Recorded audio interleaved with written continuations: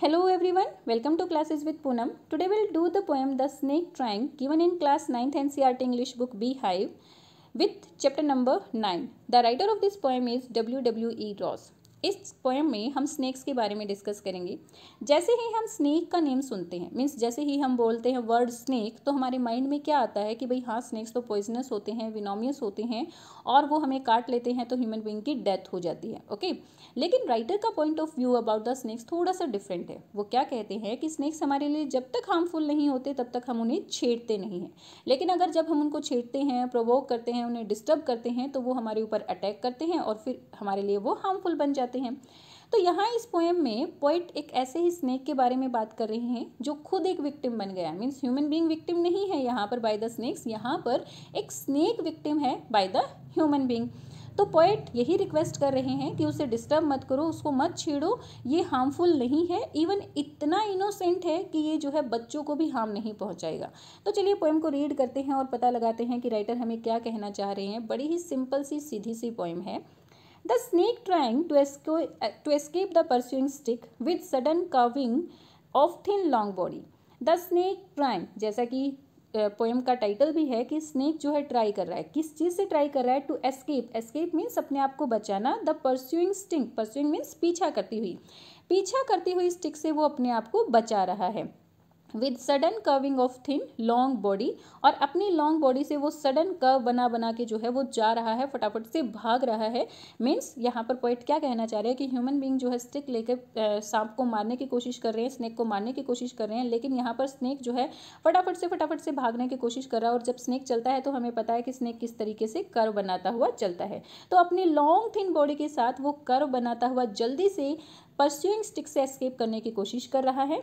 How beautiful and graceful are his shapes, और जब वो ऐसे मूव करता है, उसकी जो ऐसे शेप्स बनती हैं, तो राइटर क्या कह रहे हैं कि ये जो शेप्स हैं कितनी ब्यूटीफुल और ग्रेसफुल्स हैं।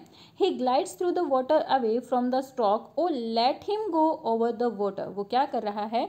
He glides through the water away from the stroke, वो स्ट्रोक से, स्ट्रोक मतलब प्रहार, इस प्रहार से बचने के लिए वो वाटर के थ्रू जो है जा रहा है, मीन्स वाटर में जा रहा है।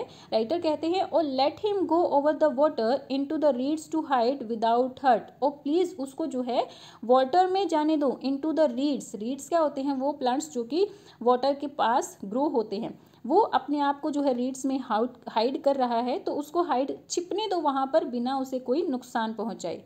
Small and green is he is harmless even to children, वो छोटा है और ग्रीन स्नेक है। मीन्स कुछ स्नेक ऐसे होते हैं जो बहुत पॉइजनस होते हैं, कुछ स्नेक ऐसे होते हैं जो पॉइजनस नहीं होते। लाइक जो ग्रीन स्नेक या येलो स्नेक्स होते हैं वो पॉइजनस स्नेक्स नहीं होते हैं। तो यहाँ पर भी एक छोटा सा ग्रीन स्नेक ही है। तो राइटर क्या कह रहे हैं कि ये तो बेचारा छोटा सा ग्रीन स्नेक है और ये इतना हार्मलेस है कि इवन बच्चों को भी कोई हार्म नहीं पहुँचाने वाला है। ओके, तो इसीलिए इसको जाने दो, इसे परेशान मत करो। Along the sand he lay until observed and chased away, and now he vanishes in the ripples among the green slim reeds. वो क्या कहते हैं?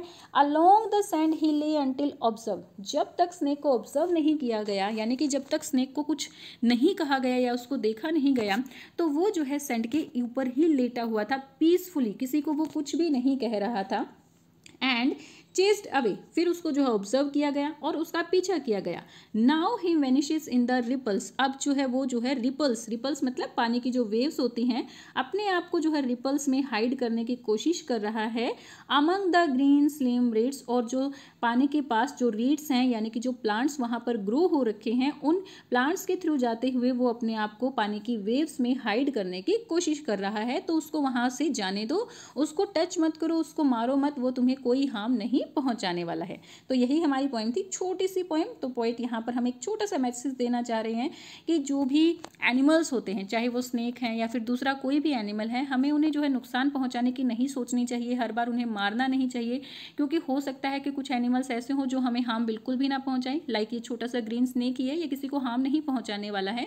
तो ऐसे एनिमल्स जो हमें कुछ हार्म नहीं पहुंचाते हैं, हमें भी उन्हें हार्म नहीं पहुंचाना चाहिए, उन्हें डिस्टर्ब नहीं करना चाहिए या फिर उनको मारना नहीं चाहिए। कई बार हम क्या करते हैं कि भाई हाँ, जो गलियों में स्ट्रे एनिमल्स होते हैं उनको बिना बात के भी मार देते हैं, तो हमें ऐसा नहीं करना चाहिए। यही मैसेज पोएट जो है इस पोएम के थ्रू हमें देना चाहते हैं। सो यहाँ पर हमारी एक पोएम कंप्लीट होती है। आई होप आपको जो मैसेज पोएट यहाँ देना चाहते हैं क्लियर हो गया होगा, और अगर आपको सारी चीज़ें क्लियर हुई हैं तो please let me know in the comment section. Like and share my videos and subscribe my channel for new updates. Thank you. Bye bye. Keep learning.